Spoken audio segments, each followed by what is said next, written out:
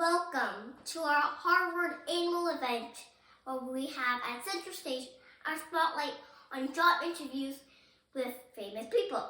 Today, we have a very special guest that does not require any introduction. The one and only billionaire and co-founder of Microsoft, Mr. Bill Gates. Welcome. Good to be here. Hello and welcome, Mr. Gates. For this segment, we'll be asking you a number of interview questions. You ready? Yes. All right, let's start. Let's say you are applying for a junior engineer job. I work at Microsoft, sitting in the boardroom. Why do you feel you will be perfect for this job? Since this is a software-oriented job, you should take a look at the codes that are written. I rate software programs way beyond any class that I've taken. I think I've gotten better over time, so take a look at how ambitious I've been there. I do think I can work well with people. I may criticize their code a little harshly, but overall I like to be on a team. I like ambitious goals. I like thinking through how we can anticipate the future. Software is cool, and I want to be involved. Okay. What are your best qualities and how do these qualities help you in this job? Not to brag here, but these are my opinions about my qualities. I have a visionary thinking mindset. I envision a world where computers were in need, and I work relentlessly to make that vision a reality. I was at the forefront of software development. My innovations such as Microsoft Windows and MS-DOS revolutionized the way people interacted with computers. These groundbreaking technologies laid the foundation for Microsoft's success. I am deeply passionate about technology and its potential to improve lives. My enthusiasm fueled my work ethic and commitment to pushing boundaries. I am a master problem solver.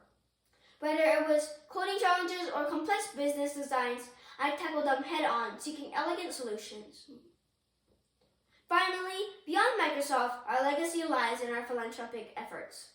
Through the Bill and Melinda Gates Foundation, we address global health issues, education, and poverty.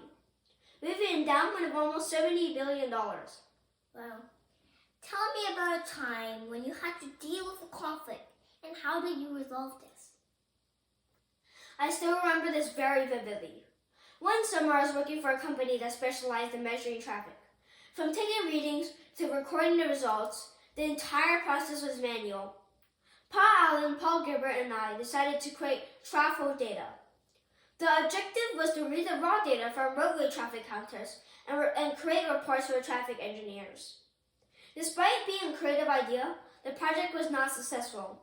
The reason was that in 6 years, the project recorded a net loss of $3,494. The company eventually closed shortly after this. While this failure can destroy the focus of the average person, it did not affect me. If anything, it became an inspiration in our ongoing project called Microsoft. Through Trafo data, we learned how microprocessors worked. This was very important for our success at Microsoft. So, what is the most important thing you learned at school? In my school, which is Lakeside in Seattle, I had early exposure to computers when they were still really rare. This ignited my passion for programming. When I was 13, I wrote my first software program in the programming language called BASIC. Lakeside Private School encouraged creativity. Myself and my classmates were given the freedom to explore and learn independently. This experience fueled my passion for technology and laid the foundation for my future company. Okay, what was your most difficult period in your life and how did you deal with this? I usually don't talk about my personal life, but if you insist, this is my most difficult period. Even though I think the things I've been working on are by far the most interesting part of my year, I know a lot of people are curious about a subject closer to home, my divorce. Melinda and I continue to run our foundation together and have found a good new working rhythm, but I can't deny it's been a year of great personal sadness for me. Adapting to change is never easy, no matter what it is. I've been impressed by how resilient my loved ones are, especially my kids in this challenging time.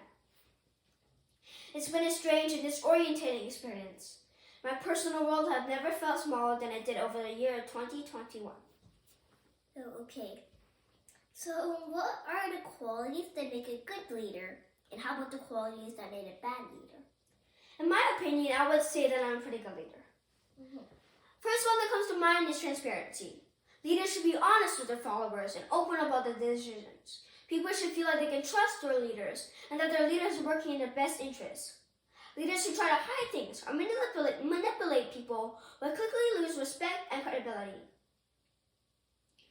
Leaders should always act with integrity, meaning they do the right thing even when it's not easy or popular. They stand up for their beliefs even if it means going against the grain, and they are always follow through on their promises. A good leader has a clear vision of the future and they can articulate it in a way that inspires people to follow. They are able to dream big and think outside the box, and they are willing to take risks to achieve their goals. As said before, at a young age, I envisioned a world where portable devices will eventually be a need in society, and I worked relentlessly to make that vision a reality. A good leader is passionate about what they do and about making a difference. They have a strong sense of purpose and are driven to succeed. They don't give up easily, and they're always looking for ways to improve. And I am deeply passionate about technology and its potential to improve lives. My enthusiasm fueled my work ethic and commitment to pushing boundaries. If someone has these basic characteristics, they have a strong foundation to become a successful leader. Much of what makes someone a good leader can be learned and developed over time with the right tools and training. Yes, very true. Now, in terms of bad leadership can have a detrimental impact on organizations and their employees. So, a leader lacking vision is unable to articulate a compelling future direction that aligns with the organization's values. Employees may feel lost or unmotivated without a clear sense of purpose and direction. Self-centered leaders focus solely on their own interests, neglecting the needs and well-being of their team. They rarely consider the collective success or growth of the organization. Leaders who believe they have all the answers and refuse to listen to others hinder collaboration and creativity.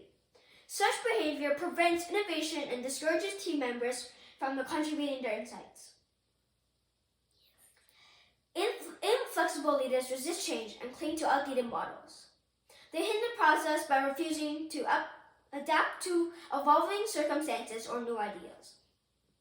Finally, leaders who deflect blame and refuse to take responsibility for mistakes can create a toxic work environment. Accountability is essential for fostering trust and growth. Okay. Finally, if you could choose one superpower, what would it be and why? I never thought of this question. If I had one superpower, my superpower would be to reduce extreme poverty around the globe. The reason for this is because Melinda and I founded a nonprofit foundation. Our foundation's main focus is to reduce extreme poverty around the globe, improve healthcare and education in third world countries. Everyone deserves adequate education and healthcare anywhere in the world. Absolutely. Thank you, Mr. Bill Gates, for your time, for all your work, your family, your foundation. And once again, thank you so much. Thank you. It's been fun talking to you.